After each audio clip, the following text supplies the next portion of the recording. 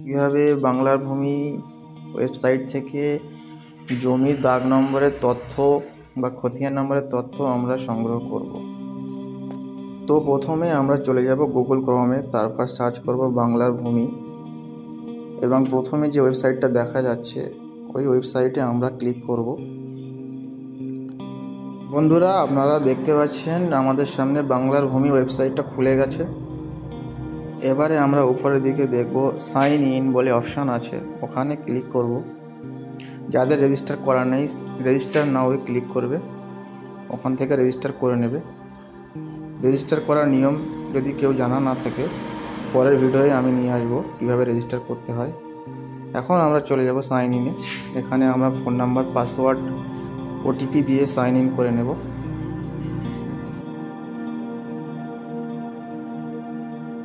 তারপর আমরা পাসওয়ার্ড দিয়ে দেবো। পাসওয়ার্ডটা সঠিকভাবে দেব এবং ক্যাপচাটা মিলিয়ে নেব। ক্যাপচাটা সঠিকভাবে মেলাতে হবে।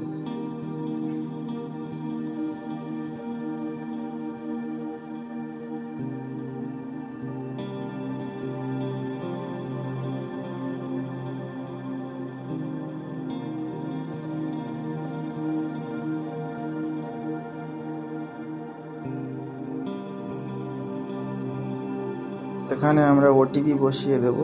রেজিস্টার মোবাইল নাম্বারে যে ওটিপিটা আসবে এখানে বসিয়ে দেব, তারপর সাবমিট মারব।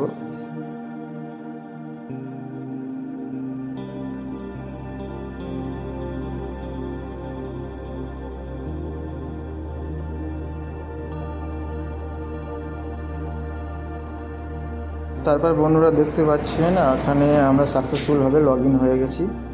এবারে আমাদের জমির যে তথ্য আমরা এখানে দেব। প্রথমে আমরা ডিস্ট্রিক্ট সিলেক্ট করে নেব,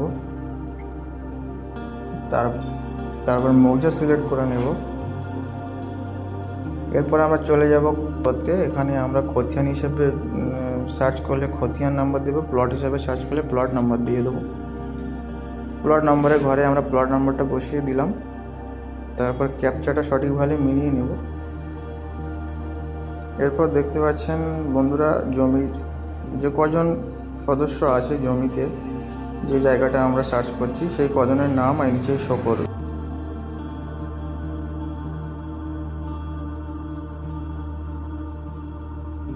এবার এই তথ্যটাকে আমাদের প্রিন্ট আউট করতে হবে। এবার আমরা চলে যাব এক্সটেনশন অপশানে। ওখানে আমরা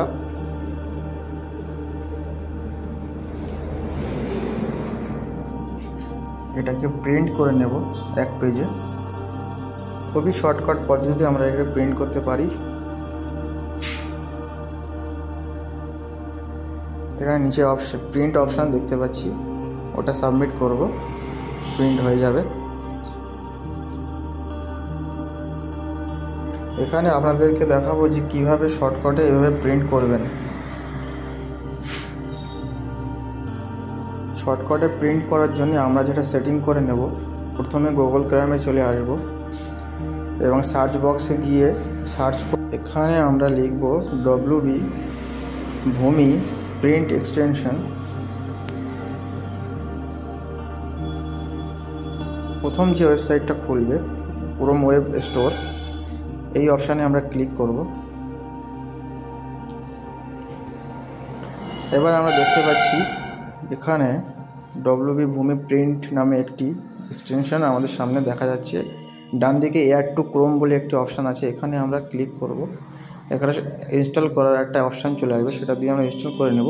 যেহেতু আমার ইনস্টল করা আছে তাই এখানে আমার রিমুভ ফ্রম ক্রোম দেখাচ্ছে, আমার আগে থেকে ইনস্টল করা আছে। ইনস্টল করার পরে আমরা রেজিস্টার করে নেব। রেজিস্টার করলে অটোমেটিক ফার্স্ট টাইম রেজিস্টার করার পরে অটোমেটিক এটা ক্রোমে থেকে যাবে, তারপর থেকে আমরা এখান থেকে প্রিন্ট করতে পারব। ধন্যবাদ বন্ধুরা, ভালো লাগলে ভিডিওটি সাবস্ক্রাইব করবেন, বেশি করে লাইক, কমেন্ট, শেয়ার করুন আর বেল আইকনটি দাবাতে ভুলবেন না। Thank you.